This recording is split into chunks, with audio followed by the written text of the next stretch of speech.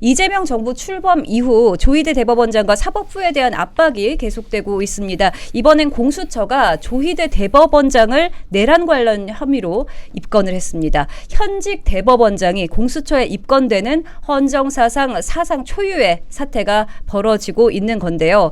자, 먼저 보면은 일단 이번 상황 자체가 너무 황당하다 이런 반응들이 많습니다. 우선 공수처의 입장을 보면요. 조희대 대법원장이 다수의 고발로 인해서 자동 입건됐다. 고발 사건이 워낙 많아서 어떤 것은 고발인이 특정되지 않은 경우도 있다. 이렇게 밝혔습니다. 예를 들고 일각에서는 일단 고발되면 무조건 입건하는 기계적 입건의 결과가 아니냐 이런 비판도 나오고 있는데요. 부처관님 이번 사태의 좀 무게 어떻게 좀 판단하고 계십니까? 헌정사상 최초라는 타이틀을 우리가 지금 너무 많이 쓰고 있거든요. 그러니까 이재명 정부가 들어서기 전에, 그러니까 윤석열 정부 그리고 윤석열 대통령이 계엄을 하기 이전부터 사실 우리 언론이 지금 이재명의 민주당이 하는 그 여러 가지 어떤 그 정치적인 행위에 대해서 헌정사상 처음이라는 표현을 정말 많이 썼습니다. 우리는 헌법이 만들어진 이래 이렇게 수많은 사람들을 탄핵하고 예산을 마비시키고 정권을 압박하고 이런 적이 없었거든요. 그 결과가 저는 계엄이다라고 보고 있는데 그 뒤에도 사실은 본인들의 권력을 잡았음에도 저는 이런 초헌법적인 일들이 벌어지고 있다는 것은 사실은 많은 분들이 뭐 계엄 때문에 민주주의가 위기를 받았다, 민주주의가 무너졌다라고 얘기하지만 우리가 그 연장선에서 그 흐름들을 쭉 봤을 때에는 민주주의는 이미 오래전부터 무너졌고요. 그리고 지금 여전히 우리 민주주의는 회복 단계를 전혀 회복의 기미를 보이지 못하고 있다.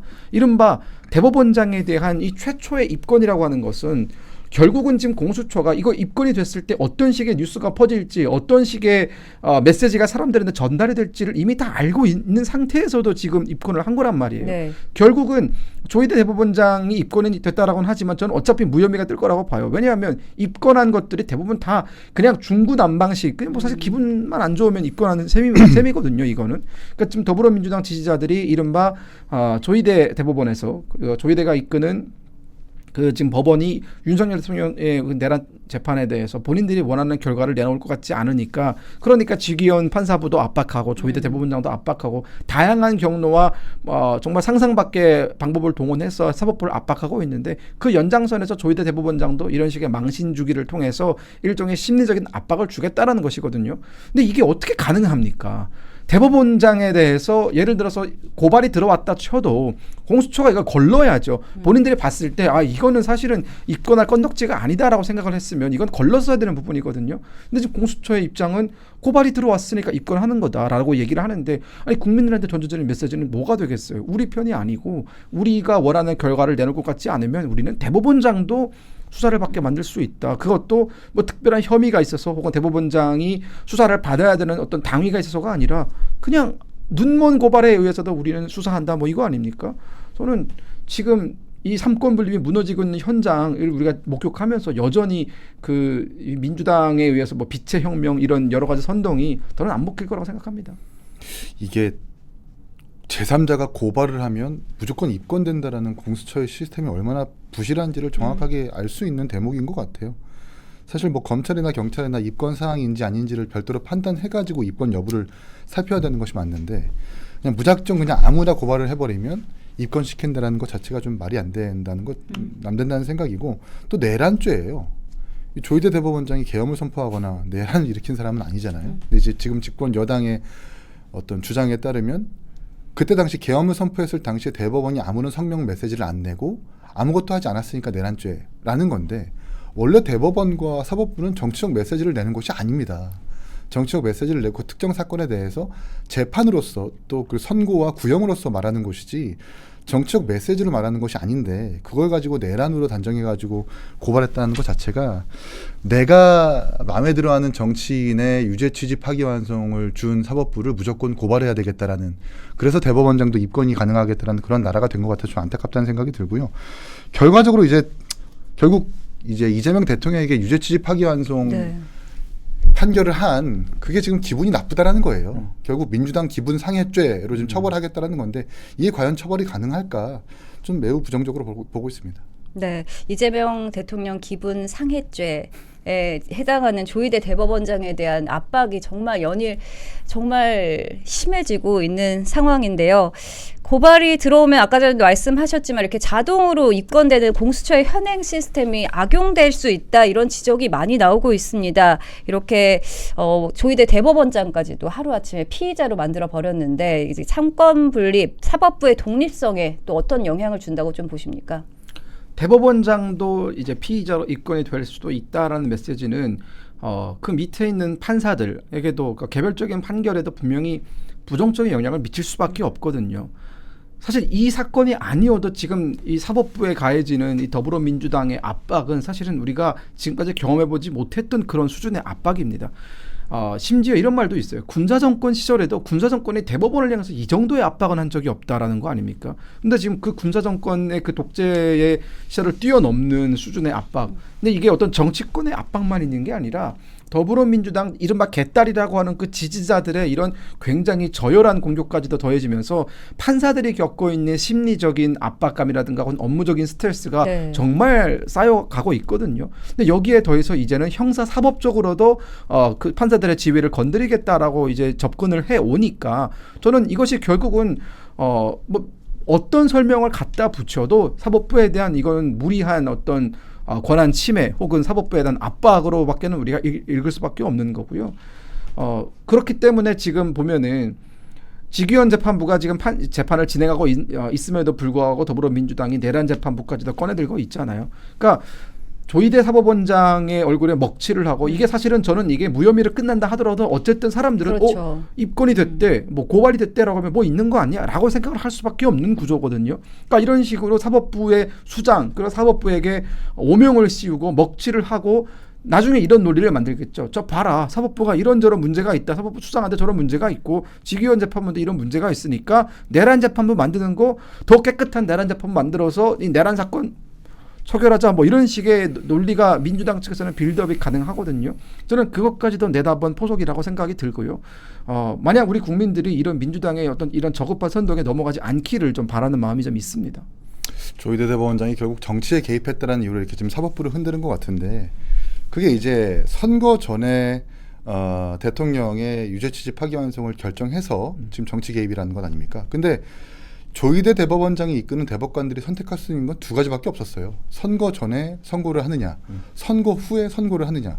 근데 선거 전에 선고했다고 정치 개입이면 그럼 선거 후에 선고를 내렸을 때 그럼 정치 개입이라는 평가를 안 받을 거냐? 또 그건 또 아니거든요. 당신들이 이 이재명 대통령의 눈치를 보느라고 선거 후에 선고한 거 아니냐? 라는 평가가 당연히 따를 수밖에 없는 것이라서 이건 어찌할 수 없는 판단이거든요. 근데 이걸 가지고 정치 개입이라고 규정하는 것은 좀 과하다고 생각을 하고 결국 저는 공수처 빨리 폐지해야 된다고 생각을 해요. 공수처가 사실은 살아있는 권력을 수사하겠다고 만들어놨지만 결과적으로 살아있는 권력한테 하청을 받아가지고 하명수사 받는 기관으로 전락된 거거든요. 지금 공수처 운영 5년 동안 기소한 사건이 고작 6건밖에 안 된답니다. 그중에서 2건은 무죄이고 3건은 재판 진행 중이래요. 6건 기소했는데 5년 동안 쏟아부은 우리나라의 혈세가 거의 800억 정도에 달한답니다.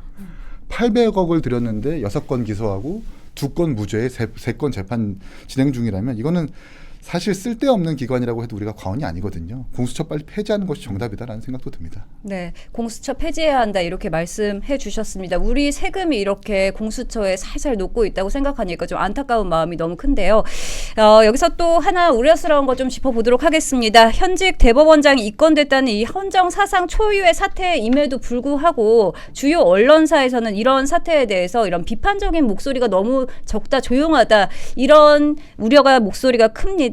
국민의 알 권리 침해라는 비판도 좀 나오는데요. 사무총장님 이 사건에 대해서 어떻게 보십니까? 그러니까 이제 뭐 입건됐다라는 뉴스는 많은데 왜 입건됐는지 그리고 유죄 취지 파기환송에 대해서 정당했는지 안 정당했는지에 대해서 다루는 언론들이 많이 없더라고요. 그러니까 그냥 대통령한테 유죄 줬으니까 이게 옳지 않다라는 뉴스가 대부분인 것 같아서 그게 좀 안타깝고 다시 한번 말씀드리지만 그때 유죄 취지 파기환송한다고 해서 유죄가 확정되는 것이 아닙니다. 다시 고법으로 가가지고 심리를 한 다음에 또 한 번 대법원으로 재회부되는 그 2개의 과정을 지금 앞두고 있었거든요. 그럼에도 불구하고 유죄를 마치 확정한 것처럼 하면서 그걸 규정해가지고 이것이 정치 개입이다라고 하는 논조의 보도는 저는 옳지 않다고 생각을 하고 비중 있게 다뤄야 될 문제는 유죄 취지 파기환송의 내용. 그러니까 결국 백현동 사건에서 이재명 대통령이 행했었던 옳지 못한 그 행위들, 그리고 고 김문기 씨 관련해 가지고 그 했었던 거짓말들, 이게 왜 정당하게 선고가 이루어졌는지에 대해서 그 내용이 충분하게 다뤄져야 되는 건데,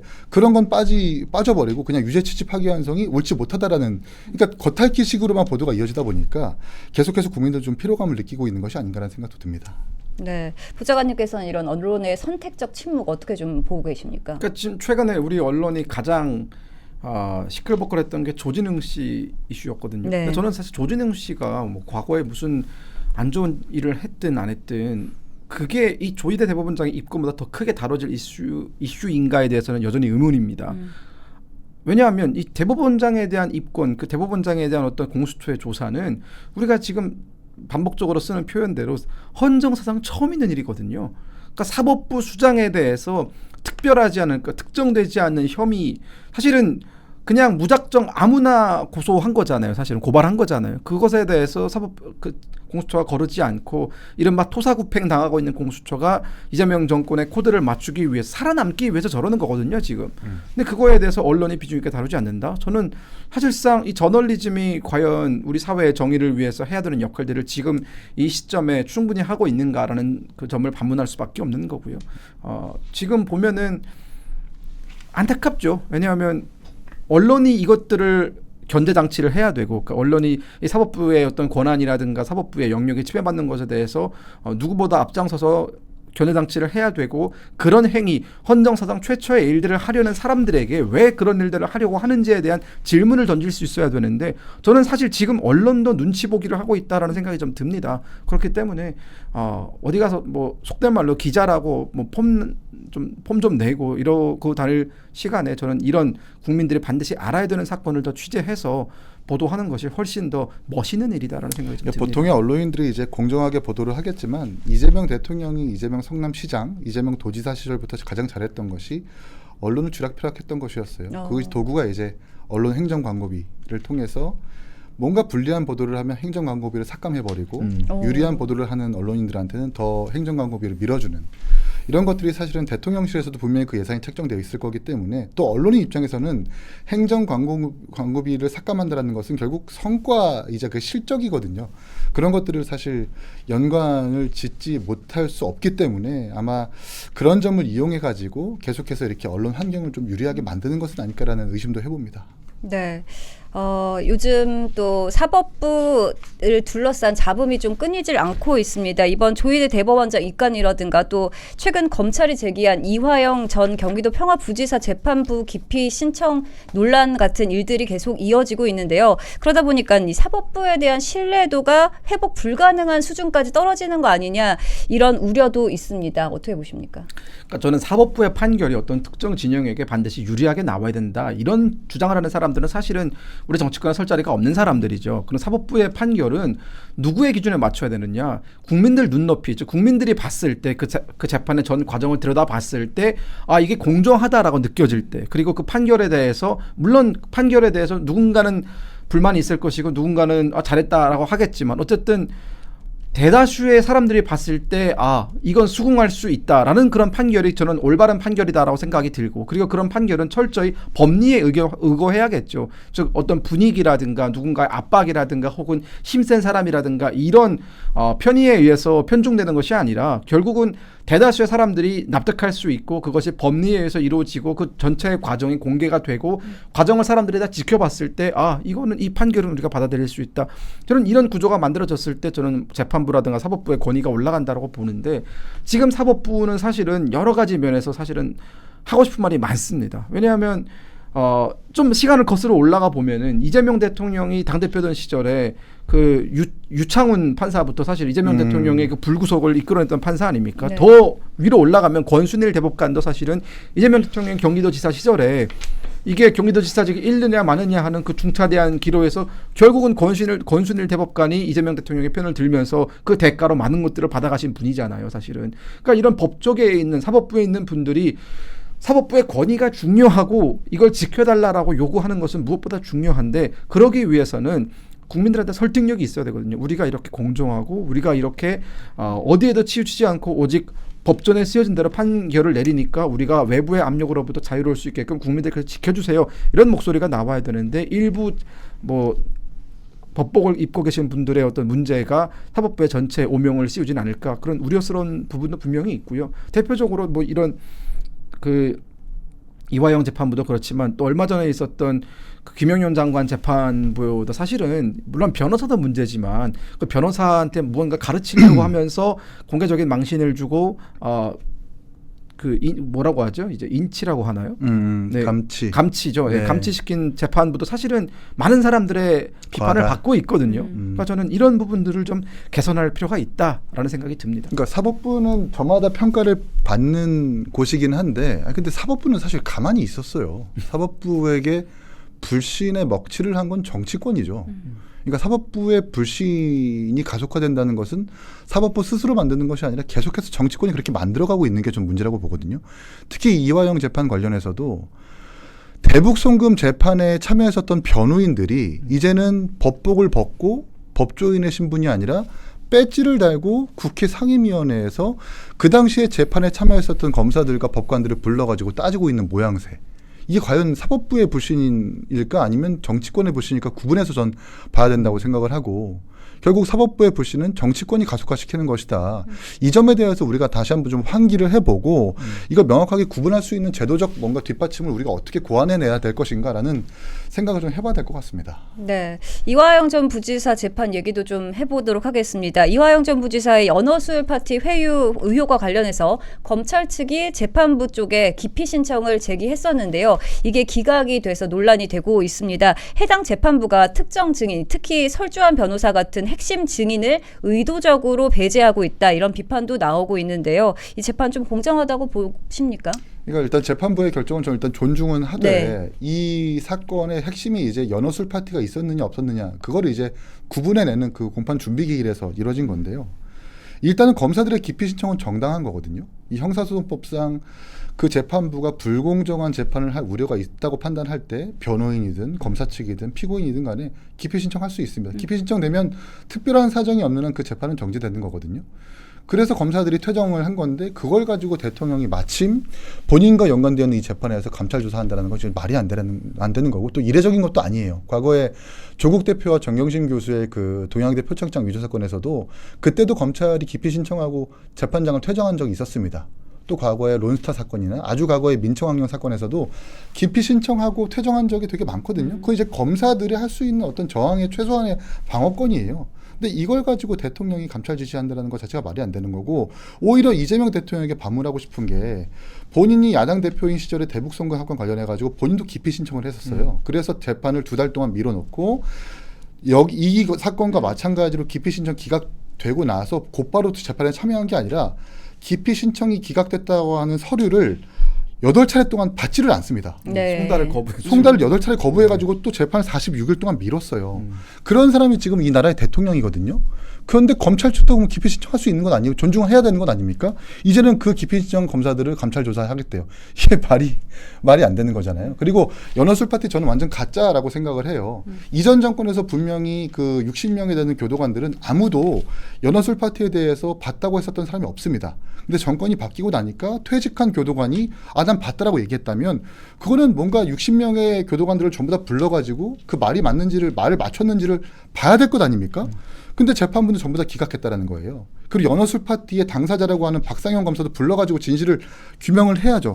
근데 그 박상현 검사도 기각해버리고 심지어 설주한 변호사도 증인 안 받아들이고 이화영 측 변호인이 신청한 증인들만 받아들인다라는 것은 이건 너무 불공정한 재판으로 평가될 수 있게 충분하다라고 생각을 합니다. 그러니까 네. 그 재판부의 신뢰에 대해서 이제 좀 더 말씀을 드리면 아까 방금 전에 이기인 사무총장님께서는 정치권이 문제다라고 하셨는데 저는 그 의견에 조금 더 하나를 더 보탠다면은 사실 이 재판부를 구성하고 있는 이 인적 구성 중에서 저는 뭐 재판사라고 해서 반드시 중립이진 않겠죠. 본인들의 개인 성향에 따라서 뭐 우파인 사람도 있겠고 중도인 사람도 있겠고 좌파인 사람도 있을 겁니다.